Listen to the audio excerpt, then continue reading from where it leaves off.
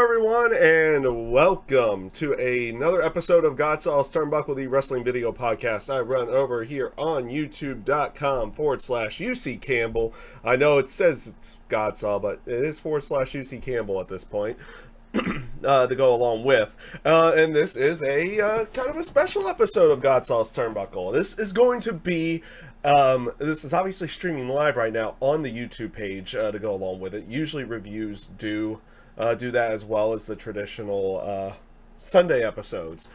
So this one's obviously special because it is going to be a SummerSlam review, and also at the end of this episode we will be picking the winner as well for the Alexa Bliss Funko Pop, the Alexa Bliss signed Funko Pop. So we will be doing that, as I've got something like a hair in my eye or something like that. It's like bothering me at the moment to go along with everything. This has been a fun start, hasn't it? It's been a great and fun start to the episode already today. So with everything being said on that side, SummerSlam last night, I thought it was a good show. Overall, I thought it was a good show in the end, and SummerSlam itself it had its ups and downs, but a lot of the stuff ended up making sense in the end, but some stuff also didn't make sense to go along with it. And the pre-show itself, if you did watch the pre-show, was kind of inconsequential to go along with everything, which we will kind of start off with as Batman joins us in the chat yet again. On that side, jumping into our chat, always holding it down and holding it tight in the chat cave with everything. So let's go ahead and start with the beginning. Beginning of the show. In the pre-show, it was Rusev and Lana going up against Andrade Cien Almas and Zelina Vega in front of about half of a crowd at that time. It was what was it?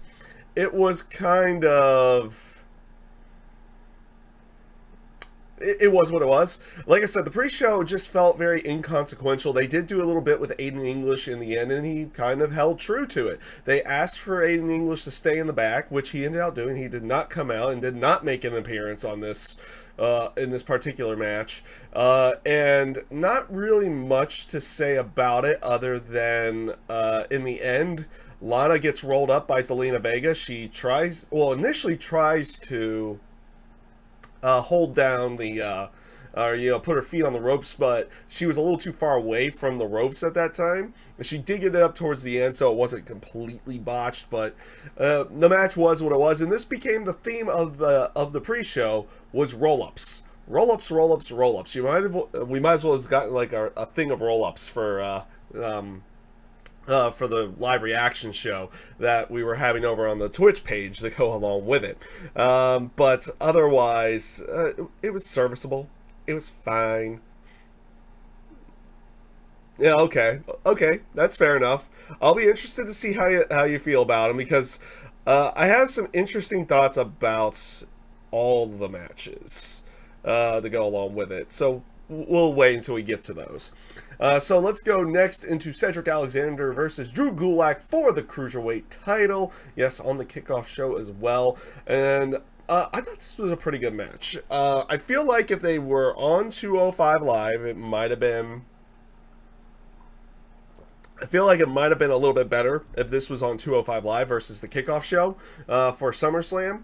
Crowd was not very hot in this, but that is also kind of normal. Good job in this match. It was another one of those matches that, again, yeah, like I said, I feel like it would have been better off if they did not have if they did not have this on the pre-show, or if this would have been on 205 Live, as it looks like I'm dropping frames. That's the first time in a while. That's our first time. Where are we doing? Video output low. Sorry, we had some weird bits there going on right off the bat, of course. This is what happens when you live stream these as well, to go along with it. But yeah, all in all, I thought it was a good match. Again, ending in roll-up, but this one ended in a series of roll-ups, which eventually led to Cedric Alexander getting the final roll-up and picking up the victory. They did hit at least some decent high spots in there, and also some good work with Drew Gulak working over Cedric Alexander's neck as well. I thought they did some good stuff throughout the entire match here, and I thought it came off pretty good on that side. Cedric Alexander does pick up the victory and does go over Drew Gulak in this case to keep the Cruiserweight Championship. So this leads us to the pre-show main event, which was the Revival going up against the B Team, and man, again, like it did feel like, with at least with the pre-show matches, that most of these matches were kind of not that great. And don't get me wrong, it is the pre-show, and I guess they're not supposed to be great in the end, but it is what it is to go along with it. But I really wish they would have had, I really wish they would have done something more with this. And I'm not sure where to really go along with that as well on that side of everything. But I thought it came off okay. The whole shtick with the B Team actually just, you know, kind of getting a win out of nowhere is kind of getting old a little bit at this point, where they flukily get themselves a victory, which again, it looked like, what was it? Scott Dawson had a roll-up on Curtis Axel for what felt like was a long period of time, but the referee was distracted with Bo Dallas and Dash Wilder. Wilder does the slingshot maneuver off the ropes to Bo Dallas. He falls into Curtis Axel and Scott Dawson, and it reverses the roll up, and Curtis Axel picks up the victory. Again, not much to really say.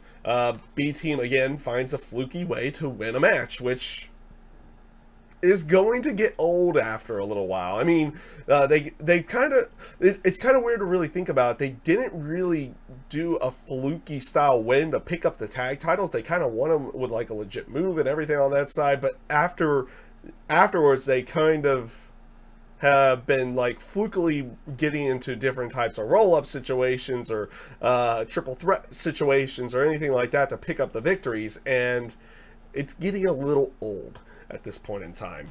So all in all, the pre-show matches were kind of inconsequential and on those sides of everything, so there wasn't really much to go about that. If you did tune into them, you saw some decent action. I did like the Cruiserweight title match, but the other two matches were kind of meh to go along with. So this brings us to the beginning of the actual SummerSlam card, which was the Intercontinental title match with Dean Ambrose was out there, but with Seth Rollins going up against Dolph Ziggler, and this was a good match. So they started things off very slowly, and actually, in the end, in the story that they were trying to tell, I kind of liked it to go along with. The story throughout the entire time was both Seth Rollins and Dolph Ziggler trying to, like, they were working things a little bit slowly throughout the entire thing, and you had these little snippets of Drew McIntyre staring down Dean Ambrose staring down Drew McIntyre, and you had those little tension build-ups throughout the entire thing, and it was building slowly and slowly and slowly, and they started working much faster throughout the entire match to go along with it. You had little bits where Drew McIntyre pushes Dean Ambrose into the post to try to get rid of him for a little bit, which allows him to start interfering inside of the match a little on that side. You had this great spot with Seth kind of reversing his traditional superplex Falcon Arrow into an inverted suplex into an inverted transitioning into an inverted DDT. So inverted superplex to inverted DDT. I really liked that spot. I thought that came off great on that one. Also, if it was kind of being noticed, they've been playing around with more CG stuff during entrances as well. And I don't think they actually did it for this one, but they did it a few other times throughout the entire show. I thought this match was a great way of starting off the show.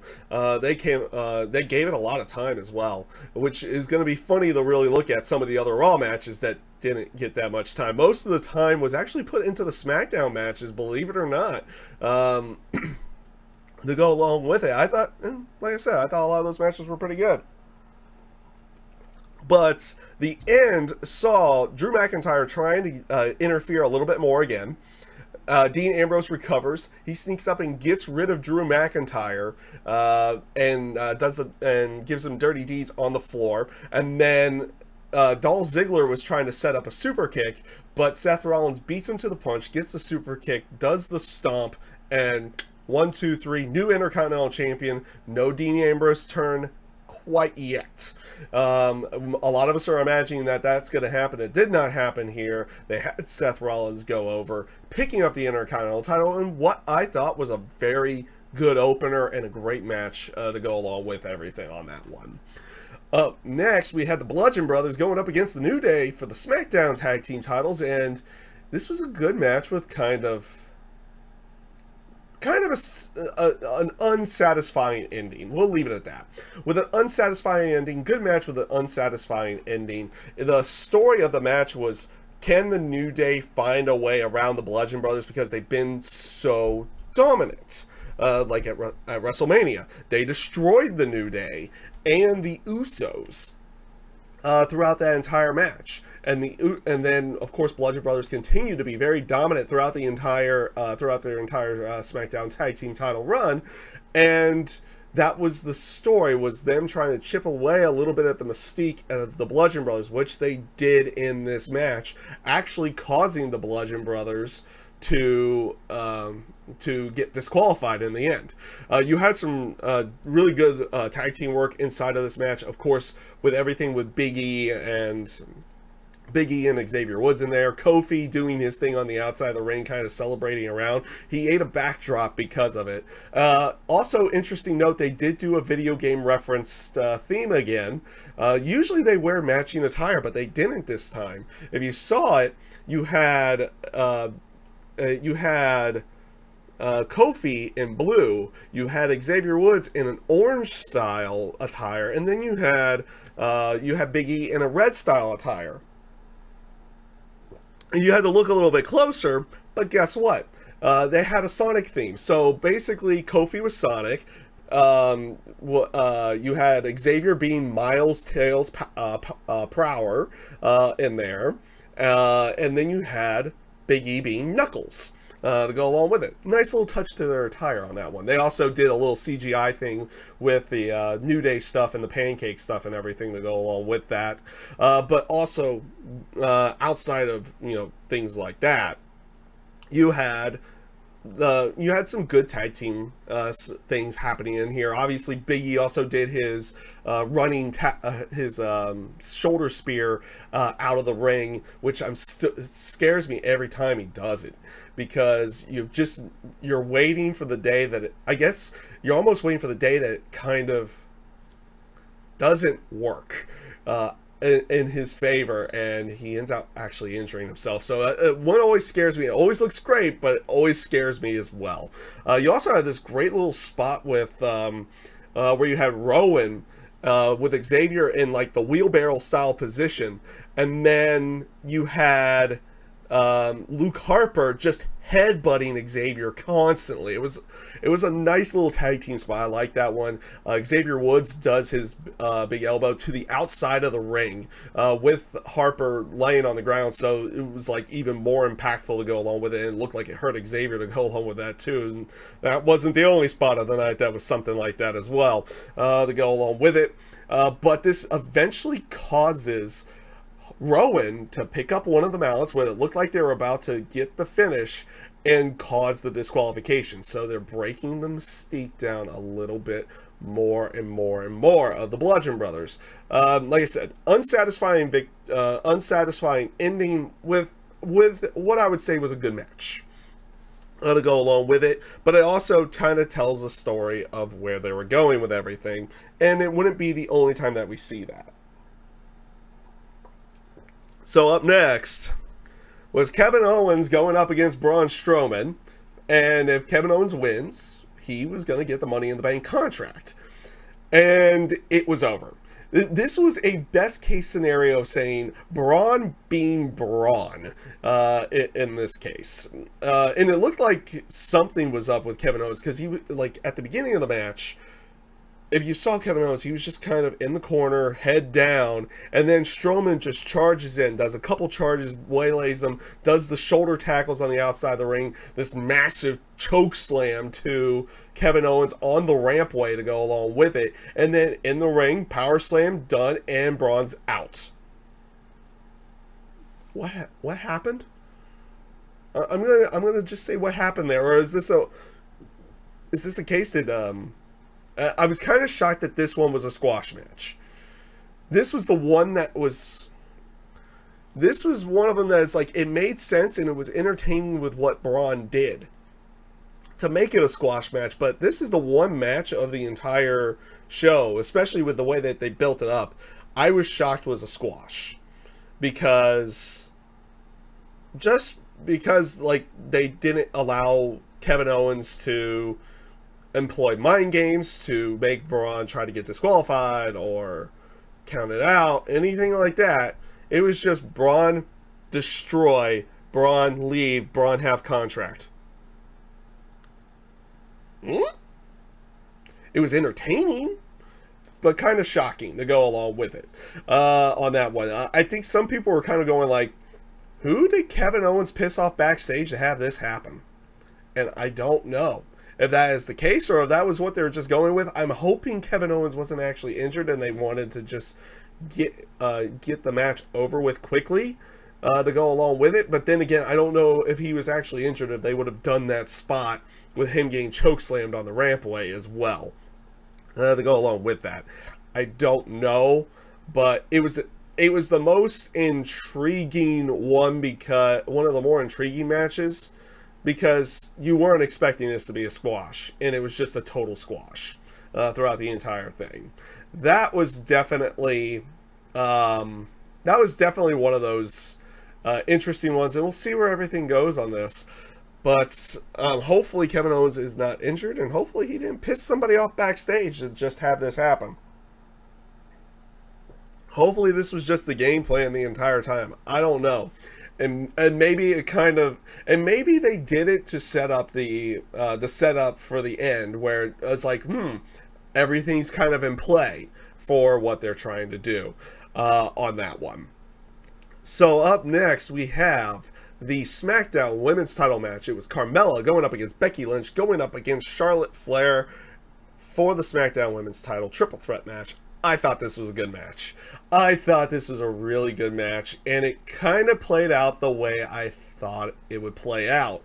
And we got some fun to go along with it afterwards as well.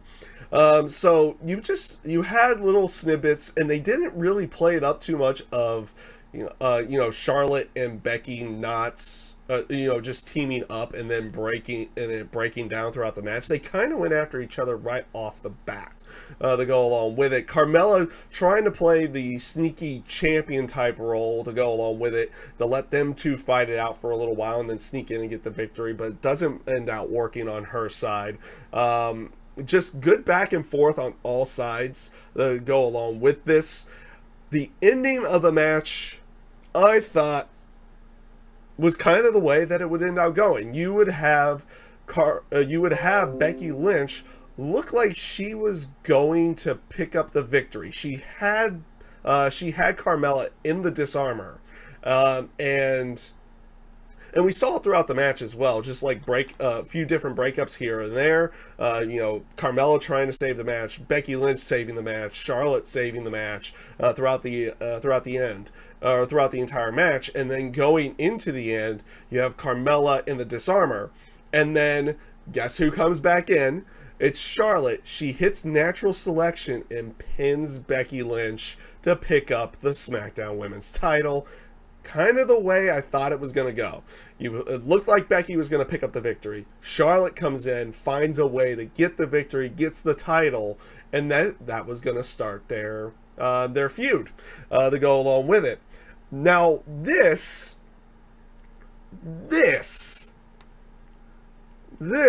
I thought was good. I'm not going to lie. Now, don't get me wrong. I would agree. I would absolutely agree that Charlotte's probably a far better heel than what Becky Lynch is going to be, and Becky Lynch kind of has that charisma about her to just be a babyface. But this whole aspect of the two, the two of them were embracing, and you could tell the crowd was like not having any of it. So they were hugging and congratulating, and she was being very happy for Charlotte after the match. It's like she picked up the victory. It was triple threat. She was showing that she understood. And then they embrace one more time, and then Becky snaps and waylays the crap out of Charlotte and beats her down throughout the ringside area, throws her into the barricade, throws her over the announcer's table, and just leaves her lying. Crowd goes nuts for this, and I thought it was great. I thought that was great, and again, they're setting up for their eventual feud, their eventual match. They still have this whole aspect of Charlotte has never beaten, Carmella was never pinned or submitted, so you still got to get past that on that side of everything. But after that's done, you would imagine Charlotte, Becky Lynch, more than likely at the Evolution pay-per-view to go along with it. And I thought this was great. I thought it was a great way of going in the end. Especially with Becky Lynch snapping and setting up for a legit feud between the two of them. I thought this was really, really good. Very, very enjoyable. So, this brings us to the next match, which was for the WWE Championship, which was Samoa Joe going up against AJ Styles, and oh boy, this was good. This was a good one.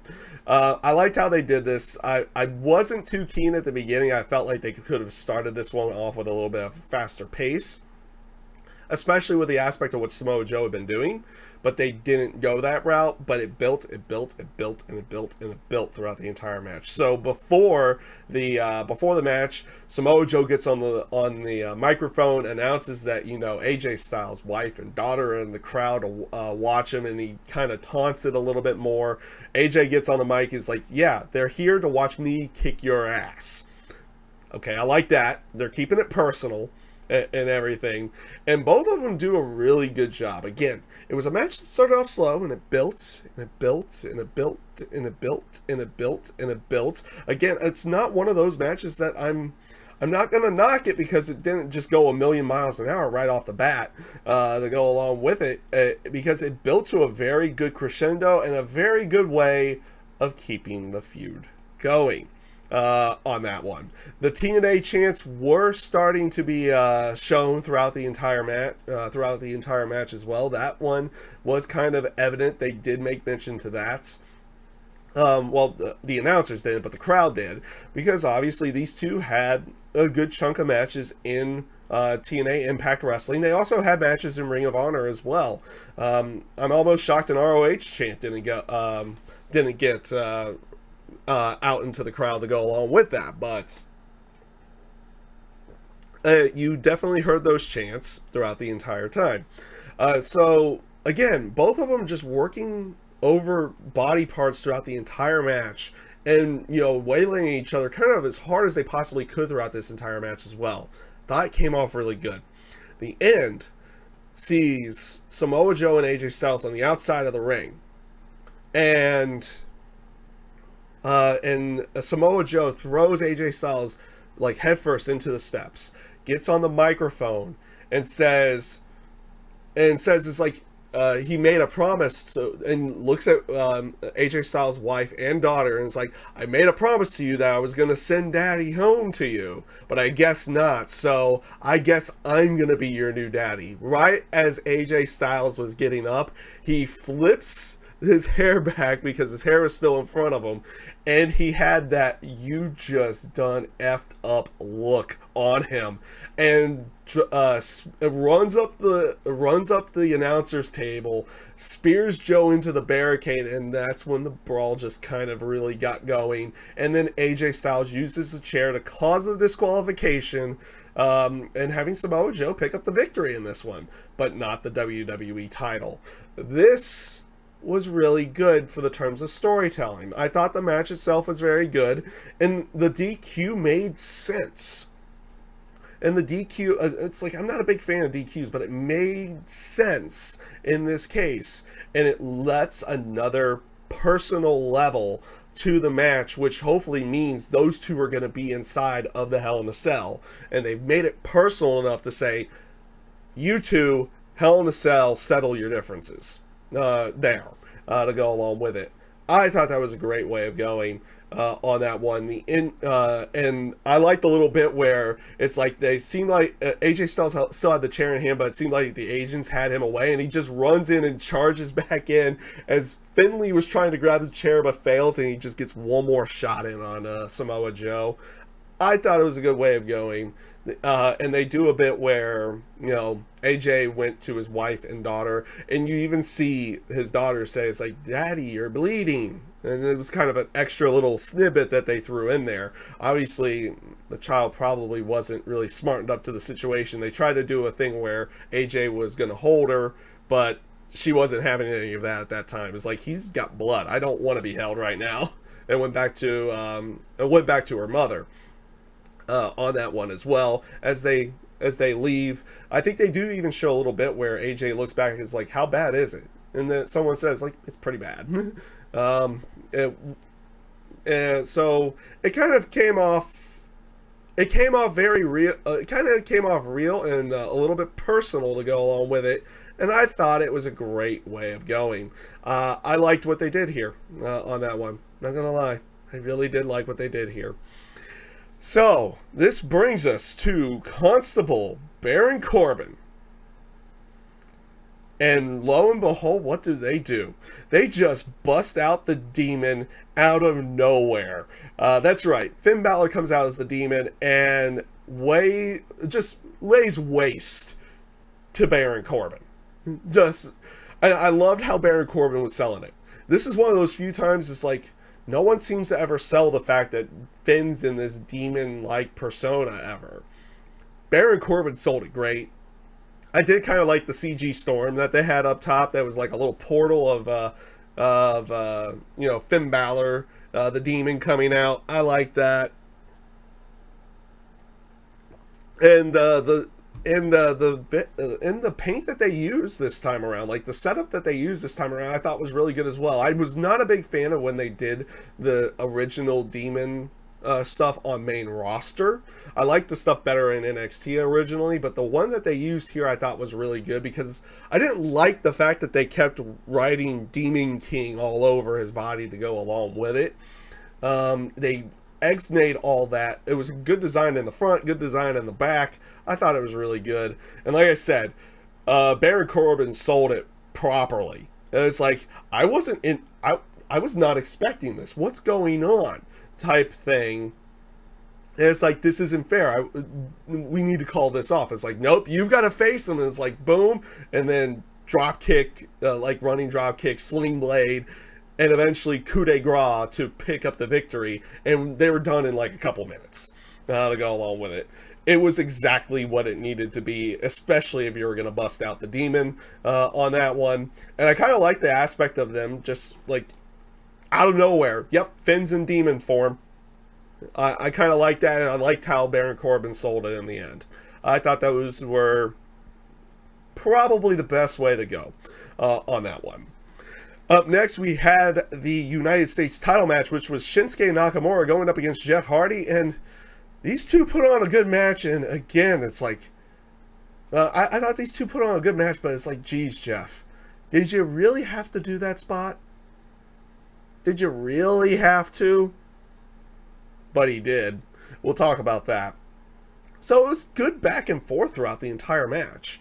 Good aspects of Shinsuke getting his strikes in. Jeff being able to counter to Shinsuke Nakamura, as I've probably skipped a match here. I have, and I'll talk about it next. I skipped the match briefly, and it's a good one too. We'll talk about that here in a brief moment. Don't worry about it. We'll talk about it in a brief moment. On that one. Again, mess ups. You gotta love it. Mess ups to go along with it. You gotta love those, right? Right? Huh? Okay. I need to get myself reset here again. Oh, I love messing up things. There we go. Boom. Boom. There we go. But again, Jeff Hardy kind of... Did you have to do that move in the end? The end saw Jeff Hardy hit the Swanton Bomb, but Shinsuke was too close to the ropes, gets the ropes. So he hits one more Twist of Fate. It's like, okay. But Shinsuke Nakamura was falling outside the ring, so he decides to get on the ring post and do a Swanton to the ring apron. Didn't work out so well for him. Did not work out so well for him at all.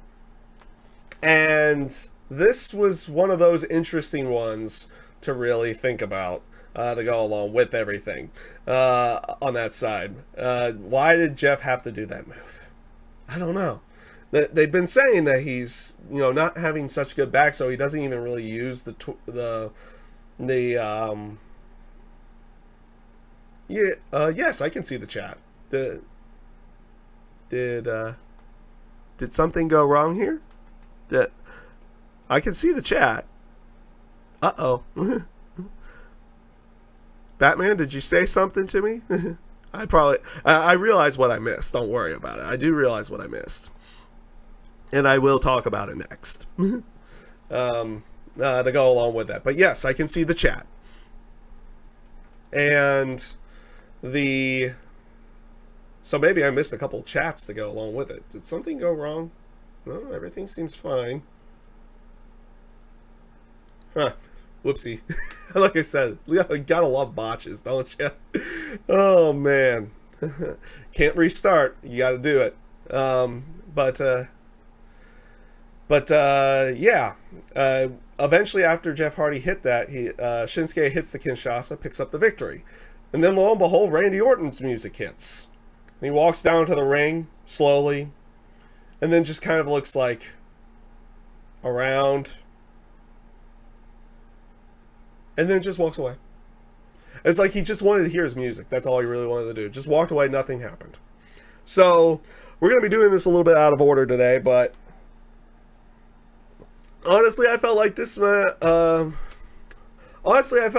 match probably deserves to be talked a little bit later anyway in the show, to go along with it. And let's go ahead and talk about The Miz and Daniel Bryan. Yes, I am doing these a little bit out of order today, to go along with that. And this was a great match. I did enjoy this match. I thought this was really, really well done. Great way for Daniel Bryan and Miz's feud to kind of start off. Hopefully this is one of those that's not going to be at the next 3 pay-per-views type of thing, and that they take it for a period of time that they're going to be doing something together. But I liked what they did here. The constant taunting of The Miz to Daniel Bryan, and also trying to take his do his moves to him as well, and then Daniel Bryan showing how it's supposed to be done to go along with it. I like the back and forth between the two of them. I like the tease that maybe Miz was going to pick up the victory via a clean victory after a skull crushing finale. I like that. Daniel Bryan constantly waylaying him with kicks and everything to go along with it. I thought this was great setup. I liked how they set up towards the end, because lo and behold, you had Maurice out there with the baby carriage. So I thought they were going to do something with the baby carriage again, but that wasn't going to be the case to go along with it. But eventually, Daniel Bryan hits Miz towards where his wife is, and then you see Maurice pulls something out of her out of her jacket and hand it to Miz, which turned out to be brass knuckles. And as Daniel Bryan was going to go for a dive, lo and behold, one left hand with the brass knuckles on, and then Miz goes right back over to Maurice to get rid of them, and then gets the cover and picks up the victory. Great way of going. I liked what they did here, and like I said, I liked what they did and how they set up everything to go along with this on that side of everything.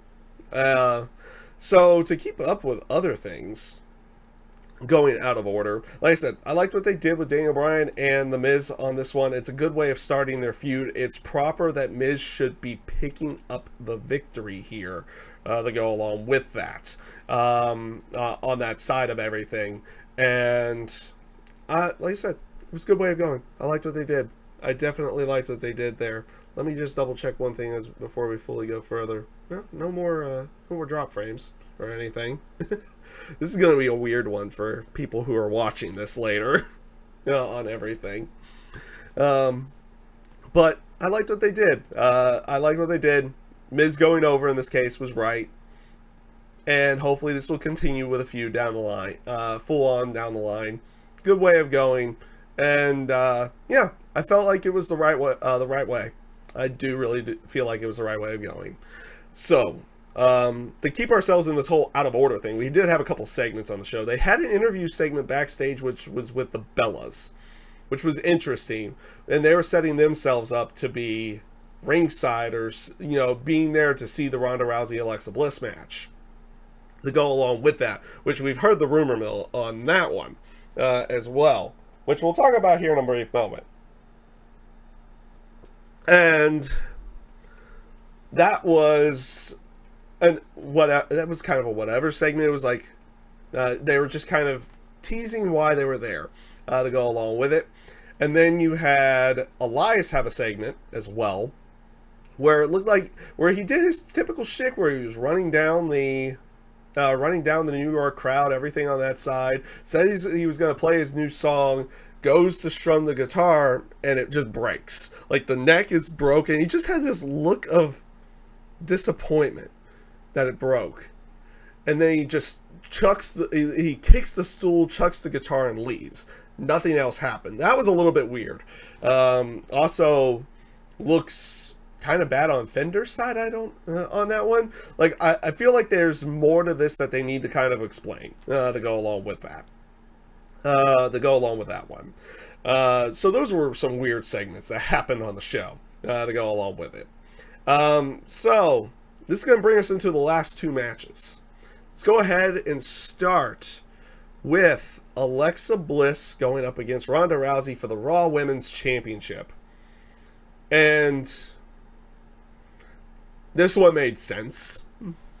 This one made complete sense. I know not everybody is a big fan of Ronda or anything on that side. Crowd popped pretty good for her on that one. But before the match, I like this. I did like this in the end. So they had Natalya come out. She came out to her music before everybody else came out. And I thought this was a nice little nod and very classy for WWE to let her go ahead and do this, because she walked out there. Okay. Because they had her come out there, and she had her father's jacket. You know, her father had just passed away on Monday. On everything on that side. She comes out, she's wearing her father's jacket. Apparently they even made mention to it was the one that he wore when they beat Demolition at SummerSlam. So they threw that history in there. I like that. I liked what they did there. It was a nice kind of classy style move. The crowd itself embraced it to go along with it. Nice little bit snippet there. And then, of course, the match happened. Let's be honest. This is how it probably should have gone. And I get why people probably didn't like this one. But it's literally how it should have gone to a certain degree, because there wasn't much. That's always been my thing about Alexa Bliss. She's always had a little bit of a hard time about believability in her offense. And she did exactly what she needed to do. But she was out there on her own as well. And no one was going to help her, and no one helped Ronda or anything on that side. So it kind of made sense that it became a squash match. You know, she tried to duck and dodge and run. And even to the point that she even kind of looked up the rampway to say, it's like, you know what, I should just leave. And then Ronda's like, no. How about this? I'm going to sit down in the ring, close my eyes. You can do whatever you want. Whatever you want. And Alexa Bliss comes in and tries to put on a rear naked choke. Ronda no-sells it. Ronda no-sells the entire thing on that one, which kind of made sense. It didn't look like it was a good looking... It didn't look like it was a good rear naked choke to begin with. And tosses her around, does that judo style throw that also looks like a Samoan drop. Did that a couple of times. Did some other style judo throws to go along with it, and then she did what you kind of was expecting was going to happen. She was going to do that spot where, you know, with Alexa's arm being like double jointed and everything, and it just looked gruesome. It looked proper. We'll leave it at that. On that side, and then applies the arm bar, and Alexa Bliss taps out really quick. On that, taps out really quick to go along with it. It's like the way that they had her arm bent on that one it did not look great. The makeup was interesting. I don't know exactly what where they were going with that, but that was an interesting one on that side. I think that's always been like a little bit of talk. I heard something about what it kind of played off of, and I don't remember exactly what it was. But it was an interesting way of going. But the match itself, like I said, the match made complete sense. Like, Ronda's full trained fighter against Alexa Bliss, who's been kind of always a cowardly heel. And it made sense. It does make sense on that one. I'm not... It's a little bit disappointing that they didn't try to make Alexa look a little bit better in there, but it also, like I said, it made complete sense for it to be a squash. So Ronda picks up the victory, celebrates with Natalya. The Bellas also came in there and celebrated, which kind of was just out of place. I did like the aspect of how, like, you could tell Ronda actually enjoys what she's doing, being there with WWE and everything on that side, because she looked overjoyed. She did. She looked overjoyed to have the women that women's title there. She celebrated with her husband, and her and Natty left, and that was pretty much it. So that brings us to the main event of the night, which was Roman Reigns going up against Brock Lesnar. Who wants to talk about the CGI dog that they had up there? Because to a certain degree, the big dog logo kind of looks kind of cool, but with it being that size and in a CG area, it looked a little weird to go along with it. It looked very demonic. It looked very demonic on that one. But everyone was like, what's going to happen? What's going to happen in this match? Where are they going to go with this? And even to a point of, is Brock going to just win? And are they going to try this whole thing where maybe he goes to UFC and does try to have the Universal title and the UFC title to go along with it? But that wasn't the case. And this was an interesting one because it was entertaining to a degree, but I didn't necessarily like where they went with it. In the end either. So after the introductions are done, Braun's music plays. Everybody's like, okay, is this triple threat time now? Is Braun just going to come in and cash in? It's going to be a triple threat. That wasn't the case. He picks up the microphone, and I like how he says it. Is like, he announces that he's not going to do it behind someone's back. He's going to say it beforehand for both of them. That he was going to cash in the Money in the Bank after their match. So it was like good luck to both of them because they were going to get these hands afterwards and he was going to stand right there. I liked how throughout the whole match he just stood there with the Money in the Bank. Just stood there. Stonewalled, stone-faced. I like that little aspect of it.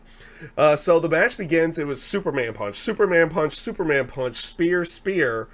And you're beginning to think in your head, is this going to be a squash of Brock and then it's just going to be Roman and Braun for like an X period of time? That wasn't the case. Brock does eventually get out and he catches the third spear going into the guillotine choke. He locked that in a couple times. Roman goes for one more spear. He misses Brock, but ends out doing a dive to the outside of the ring and takes out Braun. So this is where Braun comes into play. Brock goes out there to get Roman. He sees Braun down, decides to F5 Braun, gets Roman back in the ring, but Braun grabs like Lesnar's foot, so Lesnar starts beating him down with a Money in the Bank contract and then beats him down with a chair. I love this part. I loved the fact that Brock just took the Money in the Bank contract and from the bottom of the ramp all the way up to the top of the ramp just chucks the thing and hits the LED board in the background. That was great. That was a great bit, but it caused the distraction that was needed. Yes, that's right. I said distraction on that one. And when he gets in the ring, he has the chair, was going to go hit Roman with it. He gets hit by a spear. 1, 2, 3. Roman wins. And Braun is still down. So he doesn't get to cash in the Money in the Bank contract. And it's over with. And they go off the air. They went to story time afterwards. They went to story time afterwards on that one. So, guess what? No cash in. No anything to go along with it. They just go off the air. Roman is a Universal Champion. Braun's down somewhere outside the ring. And Paul Heyman is livid to go along with it. And it was one of those matches that you're just like, they threw so much at you. It's like, what's going on? Where are they going with this? So you were intrigued throughout the entire side of it. Oh yeah, it was very quick in the end as well. It was very quick with what they decided to do. Like, I kind of explained the entire match that was about 6 minutes in about 30 seconds to go along with it. To go along with everything. And they just threw so much at you that you weren't really able to fully digest what was going on. And it kind of ended. And it left Braun kind of not looking good in that sense, because he was going to cash in, but now he can't because he was out there and he put himself in danger, and then those two guys decide to actually do something about it to go along with everything. Roman, they get what they want, so this means this is probably finally ending. No more Brock, no more Roman style stuff to go along with it, and it was an interesting way of ending the show. We'll leave it at that. We will leave it at that one. But overall, I thought the show was actually quite good. Was quite a good show, and overall, I thought it was really good. And oddly enough, a lot of the squash matches made sense. Like, when you see 3 squash matches on the card, like, the only one that like was really weird was the Braun Strowman Kevin Owens one, but even in that, it made sense. It did make sense on that one, and it came off really good. Came off really good on that side. The other two made sense as well, especially with the fact that they made the Demon come out, everything on that side. You had some really good matches in there. Seth and Dolph was really good. AJ and Samoa Joe was really good. I liked the New Day and the Bludgeon Brothers. The triple threat for the Women's SmackDown title was really good. Daniel Bryan and Miz was really, really good. And I liked And I did like what Jeff Hardy and Shinsuke Nakamura as well. I thought that was a good match as well. Overall, I thought it was a good show. Pre-show was kind of whatever, but I don't really judge everything based off of the pre-show to go along with it on that one. So overall, I thought it was a good show. Some what you kind of see with WWE nowadays is like some really good, some not so good, and some bad to go along with it. And I thought it was definitely I thought it was a good show overall. Overall, I thought it was a good show. And I would agree with Batman. Everything about that match, that main event, was way different from the, like the way opposite of what we got with AJ Styles and Samoa Joe. A massive personal issue, everything on that side. I thought it was really good on that one. But that was it for SummerSlam. And again, I thought it was a really good show. And definitely a good way of going. But before we go off the air today, as I promised, we will go... Let me pull this back out real quick, just in case. We are going to go to our other side here, and my contest ended yesterday for the Alexa Bliss Funko Pop, signed Funko Pop. So, as I promised, I'm actually going to go ahead and draw the winner. I have yet to draw the winner for everything. And so we'll actually go ahead and do that. I have it set up on here to where you can actually see me draw the winner. So let's go ahead and do that now.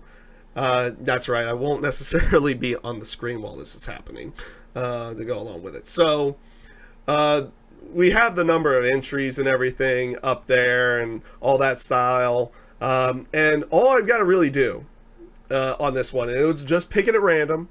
It will pick it at random, and hopefully it'll show you on the screen as well. And we will go ahead and now find out who won the Alexa Bliss Funko Pop, and I will be I'll be trying to get your address here within the next day to send it out to you as well. Hopefully I'll have this sent out before the end of the week to go along with everything. So let's see who wins. And the winner is, of course, limit entry dates. No, you anytime.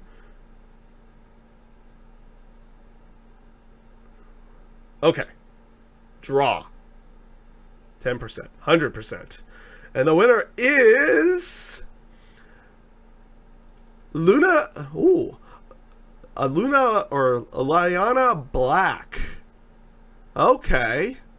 All right. And they are from Maryland. All right. Well, congratulations. I will be getting into contact with you within the next day. I am going to work right after I'm done with this. I might not be able to reach out to you until a little bit later this evening.